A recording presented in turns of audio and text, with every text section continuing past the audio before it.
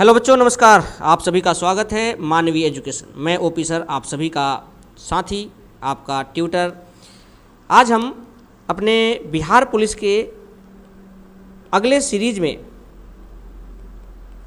आगे बढ़ने वाले हैं और हमने एक्ट 1600 का चार्टर एक्ट और 1726 के चार्टर एक्ट में देखा कि किस प्रकार एलिजाबेथ प्रथम ने भारत में एक कंपनी 31 दिसंबर 1600 को बनाकर भेजा। ओके, आज हम बात करते हैं कि भारतीय राजनीति में एक्ट 1773, 1781 और 84 का क्या महत्व है। यानी भारतीय संविधान की बात करें या हम बात करें इतिहास के संदर्भ में, इतिहास के रेफरेंस में बात करें या भारतीय संविधान के रेफरेंस में बात करें तो 1773, 81 और 84 का परिचय के बारे में हम समझेंगे। और हम भारतीय संविधान पढ़ रहे हैं तो हमारा मेन मकसद जो होगा वो पॉलिटी, भारतीय संविधान, कॉन्स्टिट्यूशन को लेकर होगा। ओके, चलिए। तो इन अधिनियमों ने ब्रिटिश इंडिया कंपनी के शासन में प्रारंभिक सुधारों की शुरुआत की थी। जैसे मैंने बताया कि 1600 से शुरू हुआ था व्यापार करना, 1726 तक व्यापार अच्छे से चला। लेकिन जिस तरीके से कंपनी भारत पर व्यापार करने के साथ साथ अपने रूल को ज़बरदस्ती अपना रहे थे, व्यापार के साथ उन्होंने राजस्व पर अपना अधिकार जमा रहे थे, इस चीज़ को देखते हुए कंपनी को रेगुलेट करने की कोशिश की। किसने? तो ब्रिटेन के क्राउन ने। तो ब्रिटेन क्राउन ने जब कंपनी को रेगुलेट करने की कोशिश की, उस समय की घटना है 1773। तो वही है कि कंपनी के शासन में प्रारंभिक सुधारों की शुरुआत की। ये कानून कंपनी के भीतर बढ़ती समस्याओं को संबोधित करने के लिए डिजाइन किए गए थे।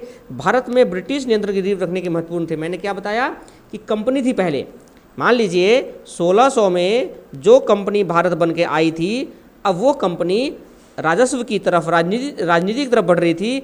ये बात ब्रिटिश सरकार को पता चली। तो ब्रिटिश सरकार ने उस पर शिकंजा कसने के लिए, रेगुलेट करने के लिए, नियंत्रण करने के लिए ये एक्ट लेकर आए, जिससे भविष्य में शासन के मार्ग का प्रस्तुत हुआ। यानी यहाँ से चलकर फिर ब्रिटिश क्राउन धीरे धीरे पहले कंपनी बनी। कंपनी को नियंत्रित किसने किया? कंपनी नियंत्रण हुआ। और कंपनी जब नियंत्रण हुआ तो 1857 के युद्ध के बाद कंपनी को ख़त्म करने का आदेश दे दिया गया। और उसके बाद क्राउन ने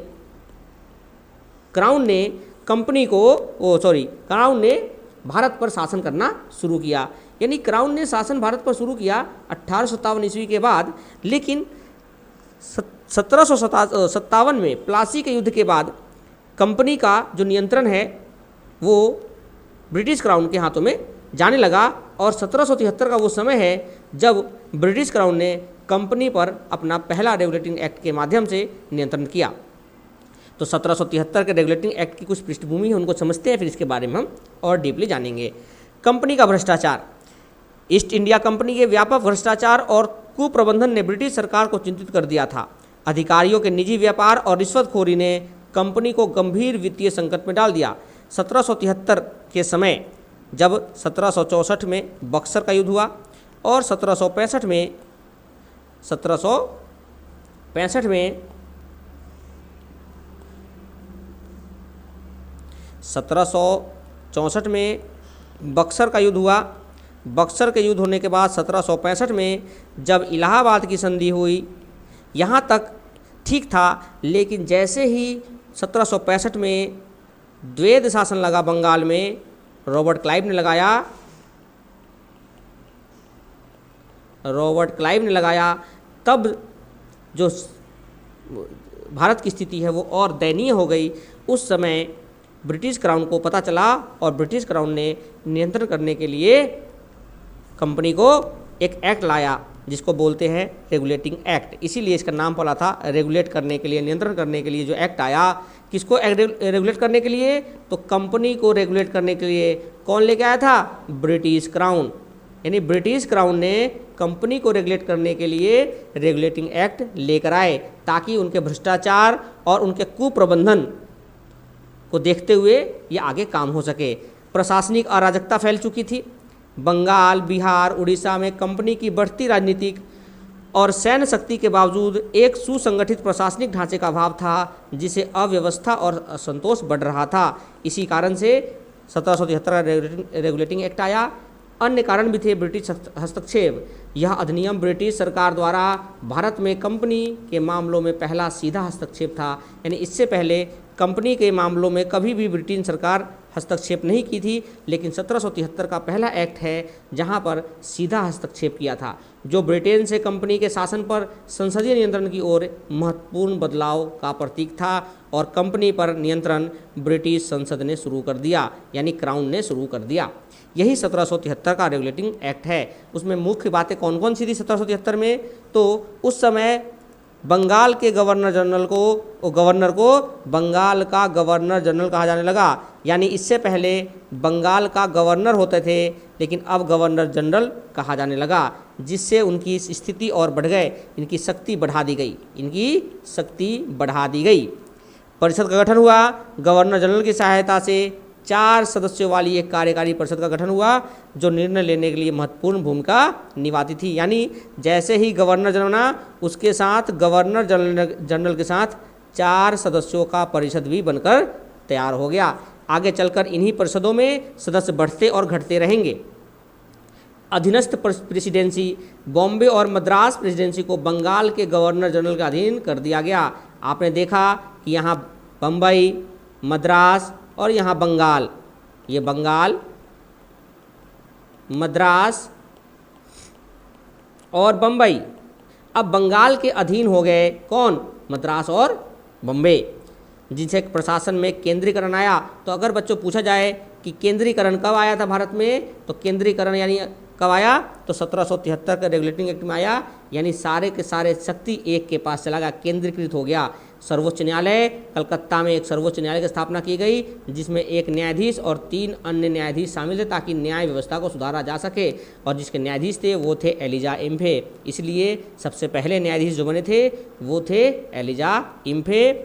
फोर्ट विलियम जो कलकत्ता में है, उसी को बनाया गया, फोर्ट विलियम को, और इसी को सर्वोच्च न्यायालय के रूप में आगे बनाकर न्याय के लिए रखा गया।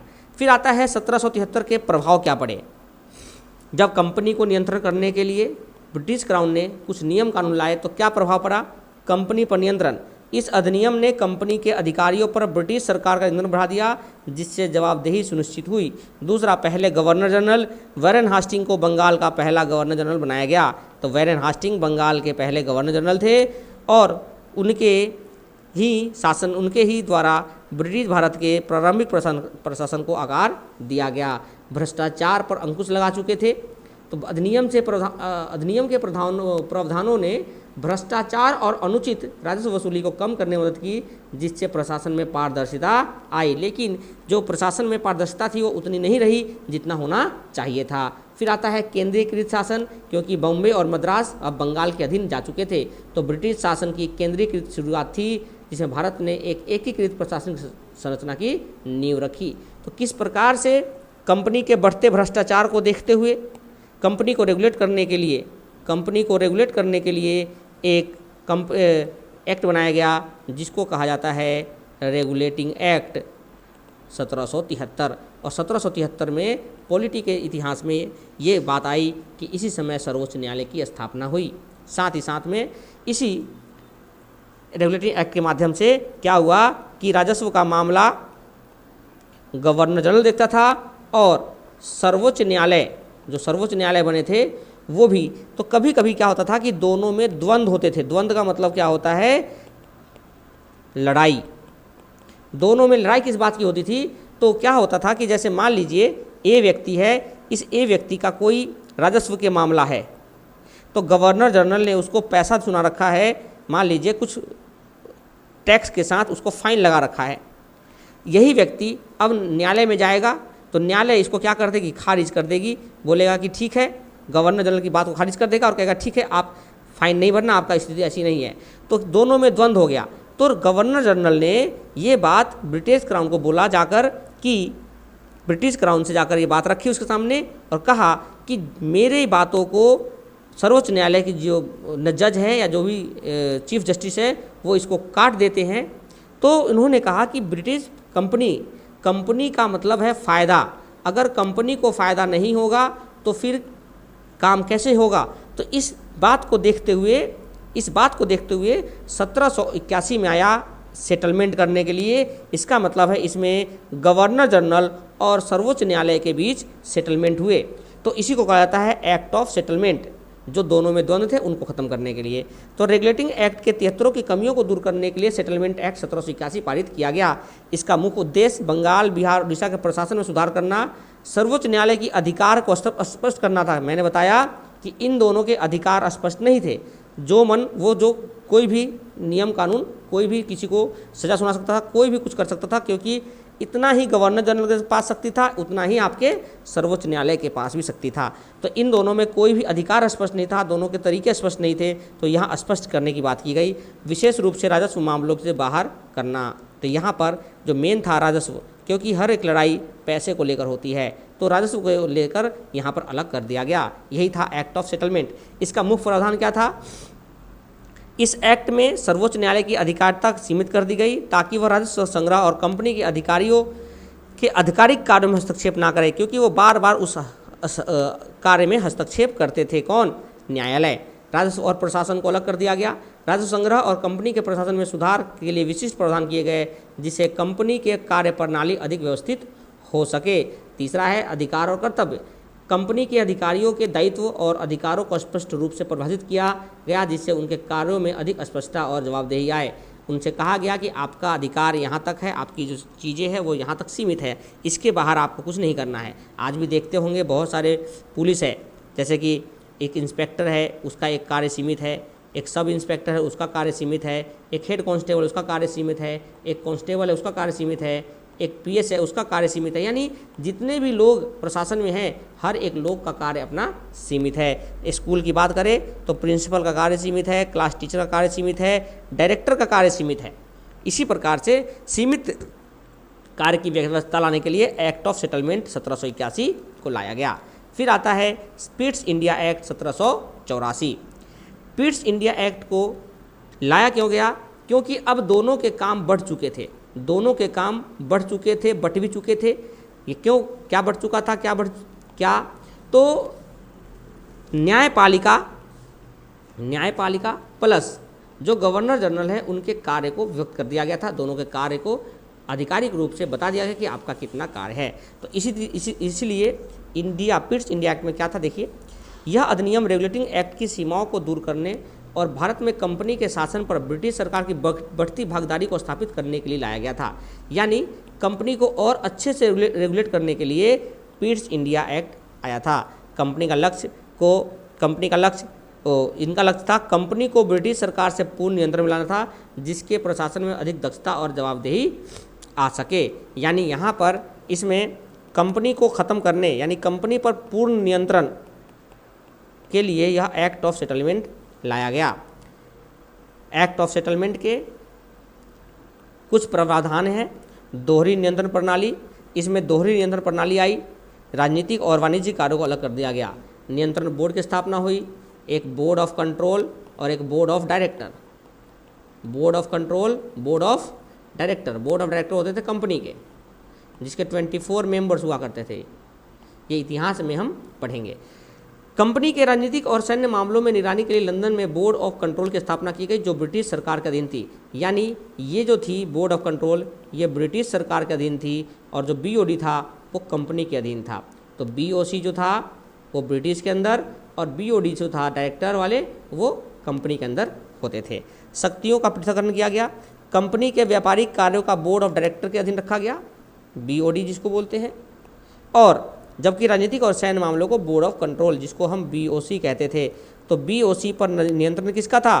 तो बीओसी पर जो नियंत्रण था वो था आपका ब्रिटेन का, यानी ब्रिटिश का। और बीओडी पर नियंत्रण किसका था? तो बीओडी पर नियंत्रण था कंपनी का। ये 2 सवाल आपसे पूछे जा सकते हैं।